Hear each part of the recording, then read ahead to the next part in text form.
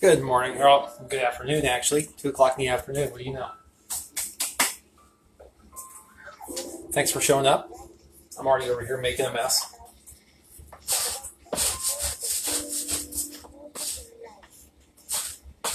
I am just putting in the first batch. Let me grab a beer. Today's a Sam Adams porch rocker.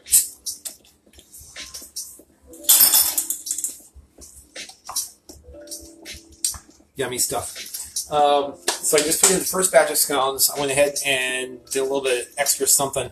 Put in the cinnamon scones first. I'm going to go ahead and get started on the second half of the scones. But before I start into that, I'm going to mention today's sponsor is a very good friend of mine. She's an employee of Memorial Medical Center in Central Illinois. That's the big health provider there in the area. I stay home. See, what was it? I work from home, so you don't. I worked from home for you. Now I have to read this backwards, and you have to read this backwards. Then back side of the shirt. She provided me with this shirt to help talk a little bit about why I do this and why she does what she does. She is a health professional. She's involved in a lot of different stuff along those lines. But they're in Central Illinois. There quietly is a bubble of coronavirus COVID-19 cases, and there's a lot of people, just like where I live in Arkansas, there's a lot of people who are not paying any attention to what's going on, and they're not catching that coronavirus is serious, even though there's big bubbles in different parts of the country, and because of social distancing and other steps, those are starting to finally fall off. Other parts of the country are starting to catch up. And it's because there's a lot of parts of the country that are opening up and they shouldn't be opening up. But even if they do, the best thing that you can do, stay home. If you have to go out, wear a mask.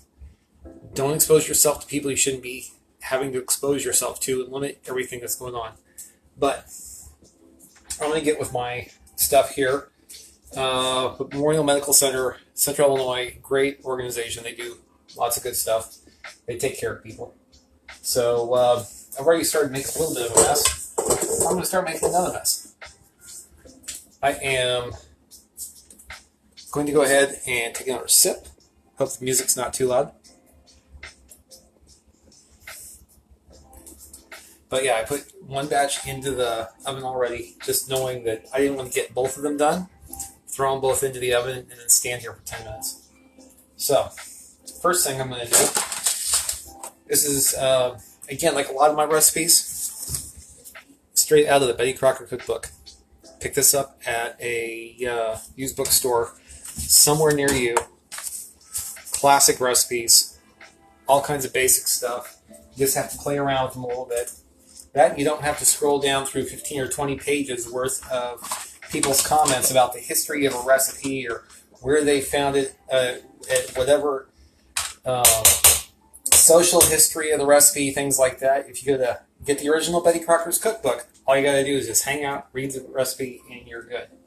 No social influencers trying to let you know what you need to do.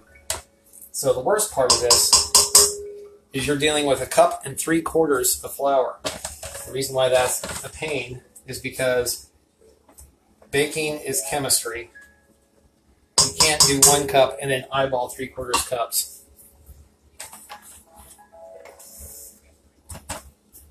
There we go. So that's 1 3/4. 3 different measuring cups just for that. All right. So I've got that 1 3/4 cup in there. And again, I'm doing this the same way you do a lot of baked goods. Do the dry, mix them all up, and then you can throw in the wet.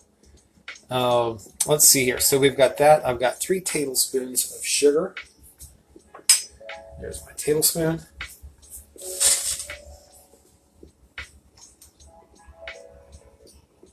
And there's 1, 2, 3. All right. So I've got the flour. I've got the sugar. Now to go in for the baking powder. And again, this is chemistry.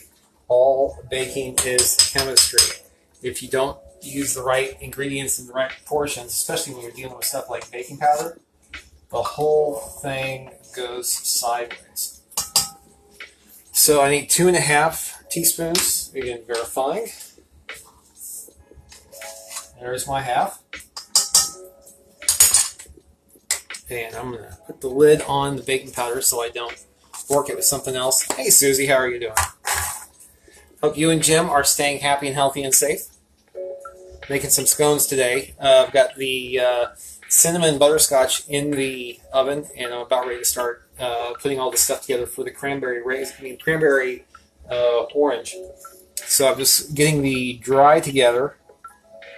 I know you guys are always so busy over there with Jim cooking all the desserts and meals and everything.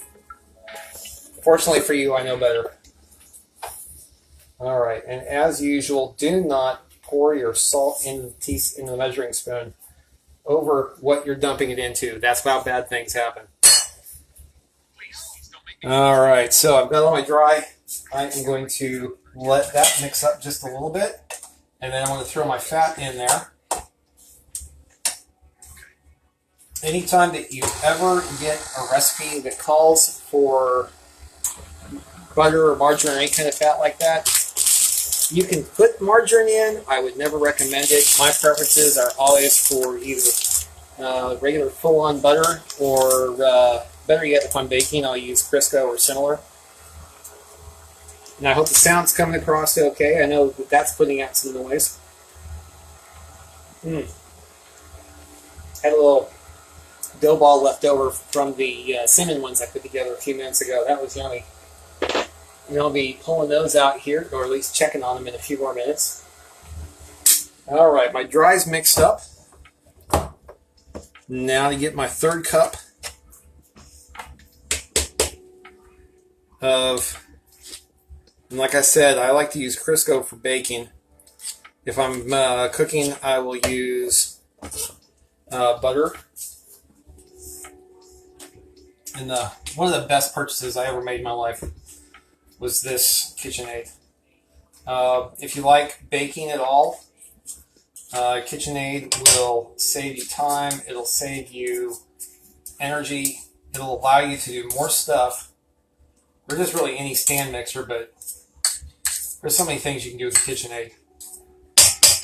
But it's saves time, and any stand mixer allows you to do this while you're doing something else.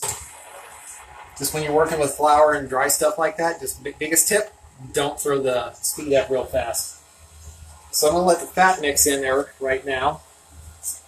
Next things I'm going to have to add, I'm going to have to add an egg. I'm going to add my cranberries, and I'm going to add my orange peel. I'm just using regular old dry orange peel.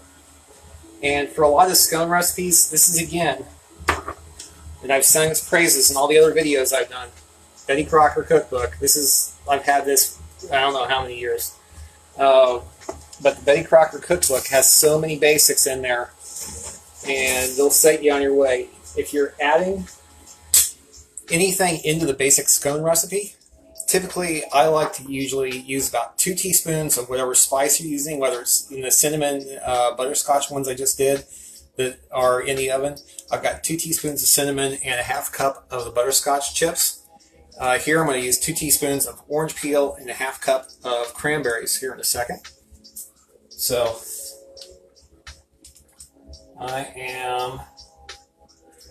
there's 1, and there's 2. And now to get the 1/2 cup for my cranberries. And I use just regular old cranberries or craisins, whatever you want to call them. See, Dave and George showed up. Glad to see you guys on here. Hope everybody is happy and healthy. And Dave, thank you for correcting me on the origins of Frito chili pie a couple weeks ago. All right, I'm going to start that up again on slow. And I'm going to drop my egg in.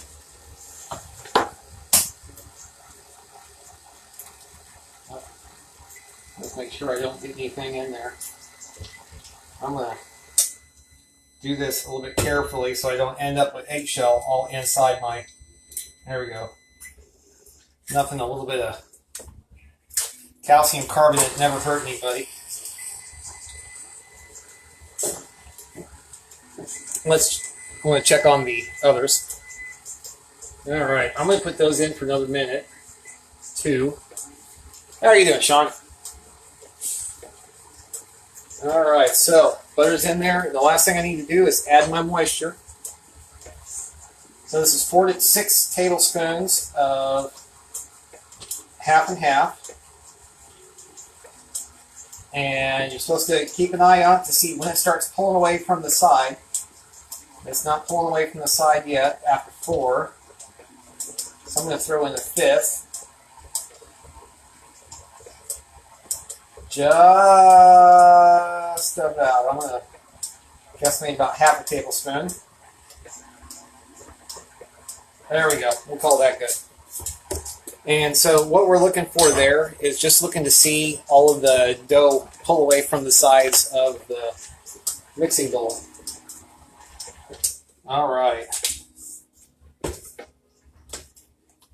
And again, if you like baking at all, do what you can to beg, borrow, or steal to get a stand mixer. And KitchenAid is considered by most folks to be just kind of like the best affordable model. All right. There we go. We'll get that back up on there.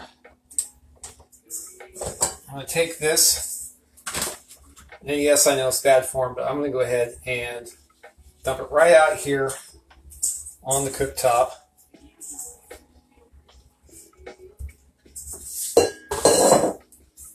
I hope everybody is having a good day.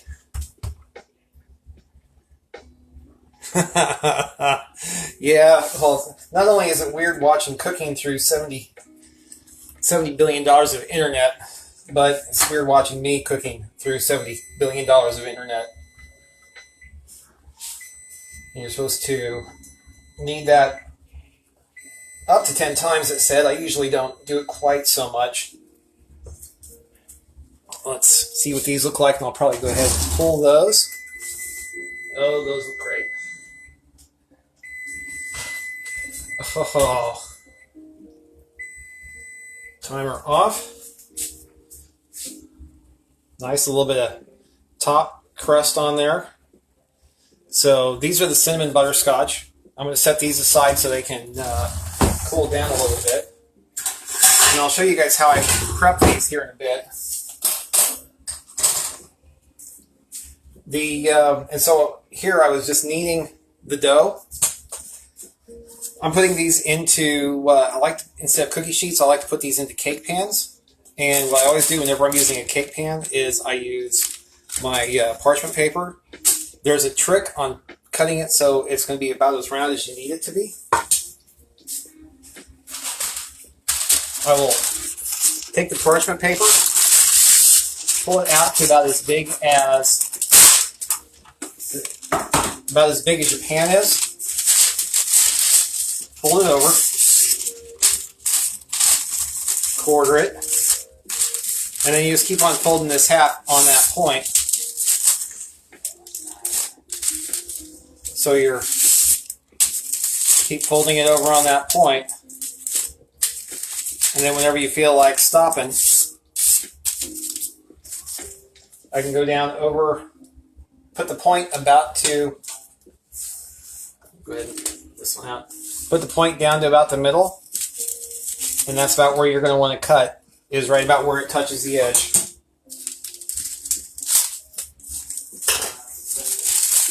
And then so you end up with a circle that fits right in the pan. So, if you didn't know that trick, now you do. And I still like to get a little bit of flour down in there. And now that I am there, I'm going to take my dough that I've been folding over, and I'm going to press that out. until it fills up the whole pan.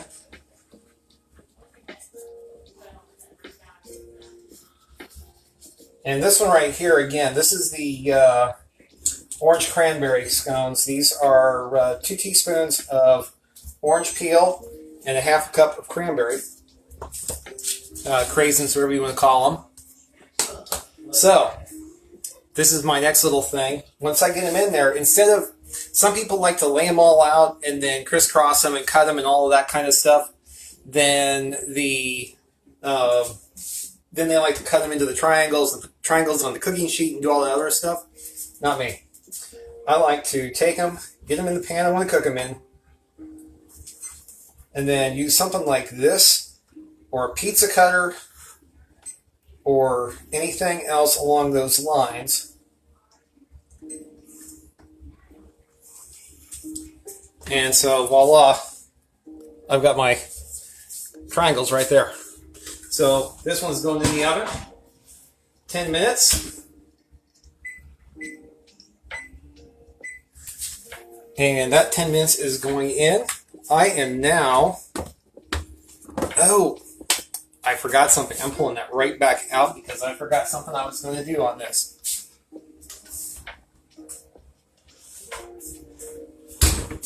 That's not hot enough, so I'm going to set it right there. This is where we get to the tricky part. The tricky part is one of those fun little things that a lot of people hate doing. That is separating an egg. There's a lot of different ways to go about doing it that a lot of people just kind of, I don't know, it's just kind of crazy how many people like to do stuff as simple as separating an egg in a bunch of different ways. I just go with the usual, take the shell in half, and you can let most of it go out, and then just let the yolk go back and forth. A lot of people make it like this weird magic thing. I don't know.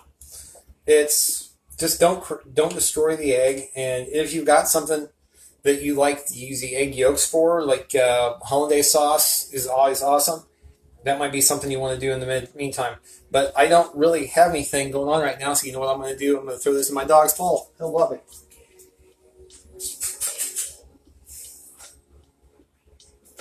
Give him a little egg yolk. And then whenever you're trying to mix up the egg white, or if you're trying to whisk anything, I see everybody try to stir. Whisking is not stirring.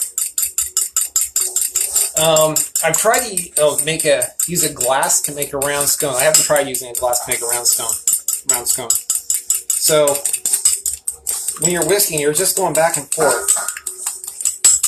All you're trying to do is you're trying to break up the membranes within what you're whisking, and you're also trying to introduce air to it.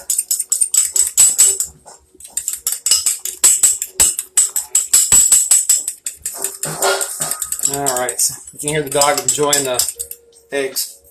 Alright, so that's whisked up about as enough as I need to. And where is it? Here it is. My basting brush.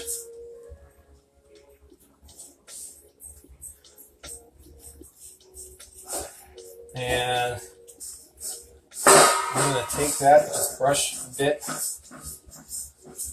I mean, that's part of why you want to break up the membrane as much as you can that's in there, because with egg yolks and egg whites, they'll start to get a little bit of a almost physical nature to them.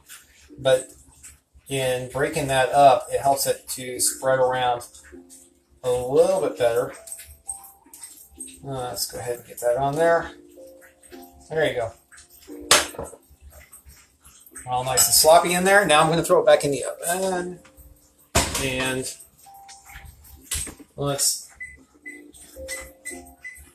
there we go.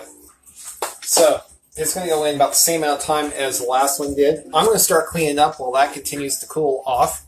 And then I'm going to pull those out and we'll start to see where we're at.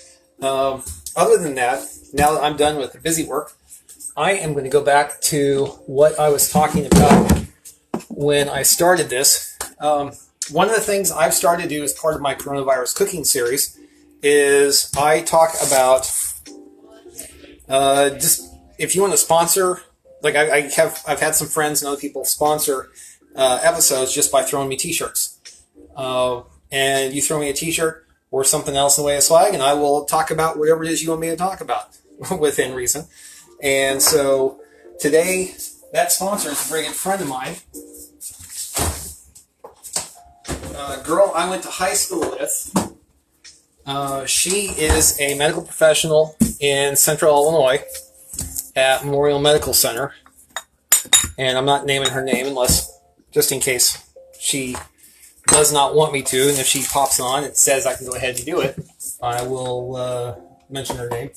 But she is an awesome person, and she works within the medical profession. And she, like a lot of other medical people, have been dealing with a lot of idiocy over the last couple of months. And over the last couple of months, she and I have been talking back and forth about different issues we've had with people ignoring, purposely or accidentally, all the dangers surrounding coronavirus and related issues. And so it's gotten to the point of just really serious frustration. Because she's in Illinois. She's in rural Illinois. She's in Central Illinois. Is where Memorial Medical Center is. My hometown is about a half an hour outside of Springfield. The local hospital we had ended up getting bought out by Memorial a number of years ago, and so it's part of this huge health network. And they have been dealing with coronavirus across their system, and the blooms that they've been seeing are what I think most of us in the country are going to start seeing over the next few months, if you haven't already. There are going to be people who are ignoring the news, people who think the news is fake, people who think that only idiots and sheep wear masks. They are going to think that if you're staying at home, you must be afraid. If there's a lot of things along those lines, they are not recognizing that the reason why we're staying home, the reason why we're wearing masks in public, is because, yes, we don't want to get this, but we don't know if we have this. That's one of the problems with coronavirus, is especially if you are younger than your 70s, you have a pretty decent chance of getting it and never knowing. You may have like a few days worth of a cough or something and no fever or no anything, and you just think, okay, maybe I just had like allergies or something. And there's very good chance right now that anywhere up to 10, 20, 30% of the country has been exposed to coronavirus, has had coronavirus, and just not had any symptoms. And so that's what is happening, is if you see a known case of coronavirus someplace, that known case, usually that means that known case was transmitted to them something like 2 weeks ago. With the rate of exposure, with how everything travels with this, if there's one person who has it, chances are there's 1,000 people within that particular circle of people, within that community, within that town, that county, what have you, that have coronavirus as well. Just because people just don't act the way that they should. And so that's one of the big reasons why I've been doing this stuff. The other one is basically because I get stir crazy not talking to people. And let me throw this other stuff away. And so me not talking to people gets me going just a little bit nuts. Because I don't work with six or seven other people, and I get a chance to chat with them all day long. I will freely admit I am a social butterfly, and I enjoy the daylights out of spending time with other people.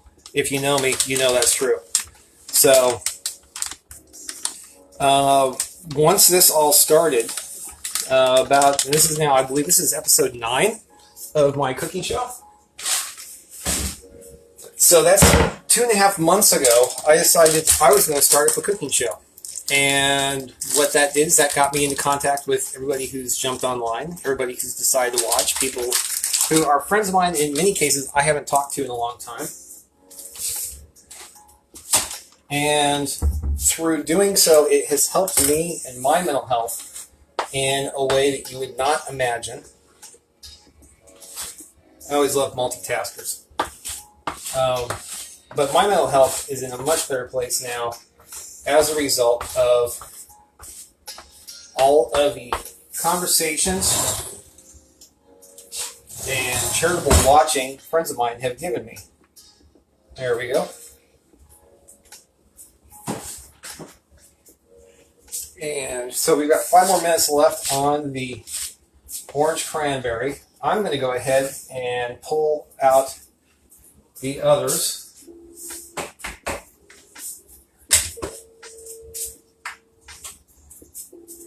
There we are. Let me get a plate.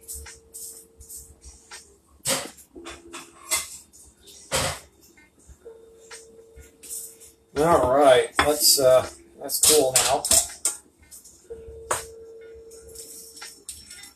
All right.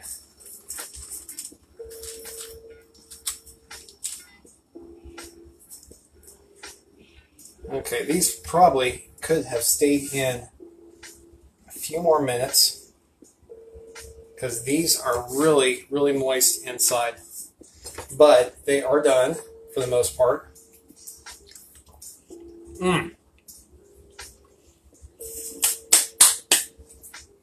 So that gives you an idea of what these are going to end up. I'm going to put these all on the plate. Let's get these nicely arranged. Make them look like I meant to. There we go. Those are the cinnamon and butterscotch. The flavor on these is awesome. 2 teaspoons cinnamon, 1/2 cup butterscotch chips. Craisin ones are going to be out here in a second. Excuse me while I have another drink. I hope everybody who's watching is having a good time. I'm just really glad that everybody is starting to get back to normal, but I'm also kind of sad that everybody is starting to get back to normal because a lot of people are ignoring the fact that this is all going to pop back up again in a few more weeks. Hey, Leia, how are you doing? Proper scones, Leia. What do you know? And the orange cranberry ones are going to be out in a few more minutes. But you can watch this all back from the beginning if you want to catch it. But again, I wanted to thank my friend from Memorial Medical Center in Illinois for throwing me the t-shirt. I work from home, so you don't have to. Not so you don't have to. I work from home for you. So essentially, that's kind of one of the things that the museum I work at was doing is everybody except for myself was working from home. I was in the building to essentially do some building maintenance, but also to work with the collections. I am in charge of the stuff at the museum I work at. And so I get to work firsthand with it, as well as make sure that the building's okay, make sure nobody's messing around outside the building. So everybody else, though, has been staying at home, working distantly, and oh, that's yummy. And trying to make sure that everybody else stays safe. Because again, if you're out running around, if you're out trying to go bar hopping, if you're running around going out to big restaurants, if you're trying to go out and do things like that in public with other people, you are going to come into contact with somebody who has it. I would guarantee if you are letting your kids go on play dates with kids from other parents, you don't know what those kids are doing. If those people are staying at home, like we wouldn't, even if the next door neighbors that we have here, even if their kids were friends with our kids, we wouldn't let them play together because we've seen people over there all the time. We don't know what kind of virus pit they've got going on over there. But we want to make sure that we stay safe, and that if I come into contact with somebody, I come into contact with a number of people who are in their 60s, 70s, and 80s.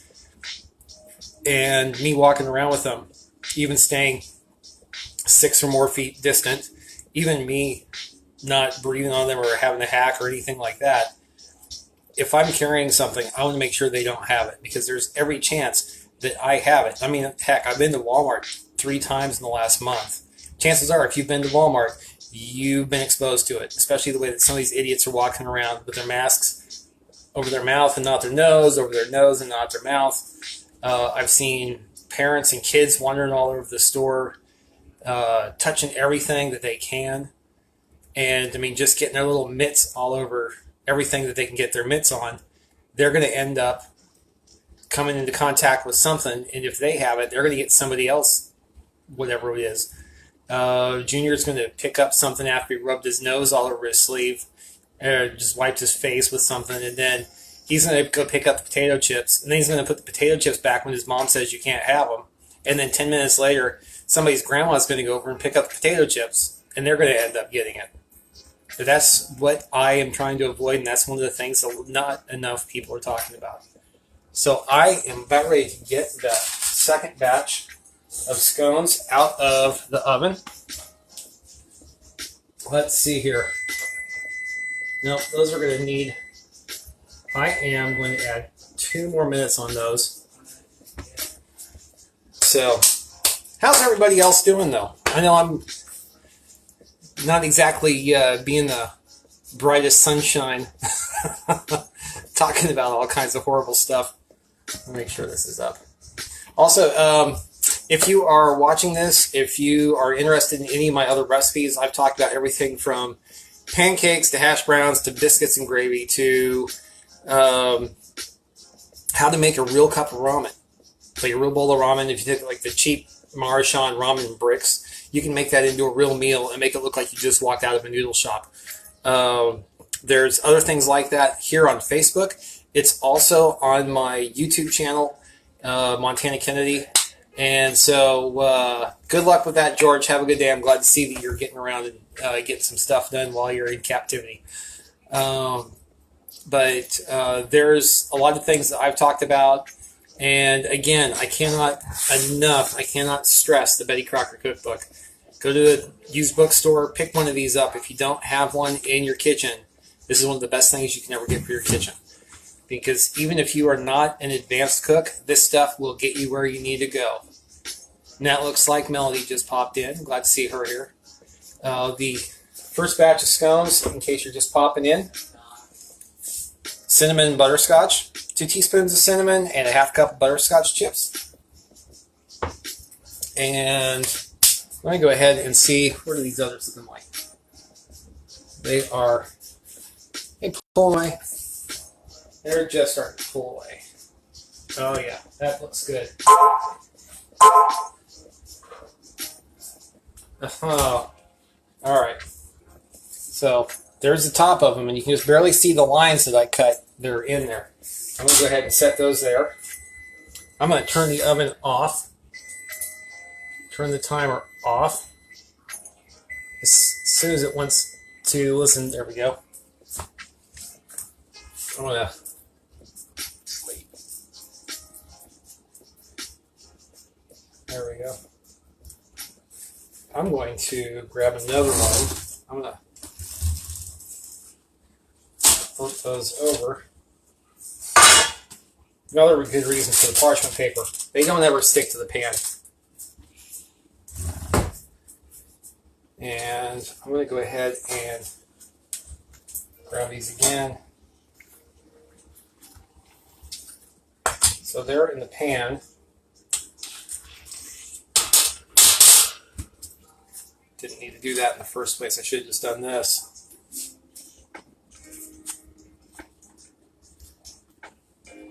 Those don't want to come out. Alright, I'm going to go ahead and just pop them back out again and break these up the hard way.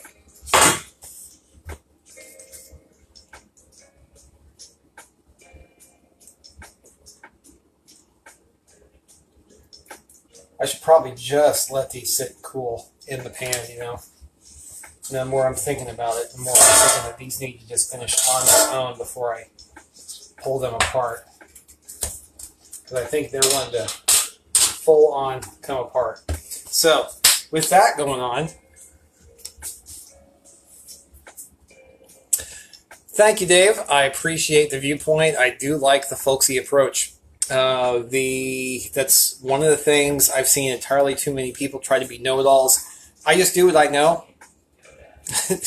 There's other ways to do stuff. I will be the first person to say that the way that I do it in the kitchen is not the way you may want to do it in the kitchen. If you like differing amounts of spice, if you like differing amounts of flavors, for some of my food, especially like Mexican, Tex-Mex, that kind of thing, I have a specific flavor that I'm looking for. If I'm making gravy, there's a certain thing I'm looking for. It may not be what somebody else may want more pepper, they may want more salt, they may want less salt, they may want tons of garlic, they may want no garlic. I know with a lot of Mexican food, there's people I know who cannot stand cilantro. Don't put cilantro in. I'm not going to say you're wrong. And so I try to be a little bit more understanding on stuff like that. There's particular things I like, and I'm old enough now to know what I like and why I want to go a certain way with stuff. With that, though, I think I am probably going to call this episode good, seeing as how I've got two of those in the two batches that I'm letting the other one cool a little bit, and I probably shouldn't have messed with it in the first place. But I was just thinking, you call it folksy approach. I call it unrefined. A person I know was giving me suggestions on how better to do my presentations. There was like a person I've been doing Facebook Lives for the museum I work at also. And somebody came on after one of them and just started reading me the riot act about all the other stuff that I need to do and do this differently and do that differently and have somebody else following you with the camera and do this. And I'm just kind of like, this guy has no idea what I'm dealing with, much less what it is that we're going for in the way of product. So if you want to give me stuff you want me to do, you can go out and start your own channel. So. And I'm all for anybody doing this if they want to. But I'm going to go ahead and call this one good today. Thank you to everybody who has popped in. Again, you can catch the older episodes here on Facebook, or you can catch them I threw them onto my YouTube channel as well. So I will look forward to talking to everybody in the future at some point. Hopefully we'll be able to tip a beer in person. Hopefully we'll be able to get some food cooked in person. If there's something you want me to cook, if you want to sponsor me at some point in the future, throw me a t-shirt, make some requests. This specifically was made as a request of a number of people wanting me to cook something that's more dessert related. And so this is just one way to do it. So thanks a lot for everybody showing up, and you guys have a wonderful weekend. Stay safe, stay well, stay away from other people. And if you can't do that, wear a mask and just recognize that other people are stupid. So, thanks a lot. Bye-bye.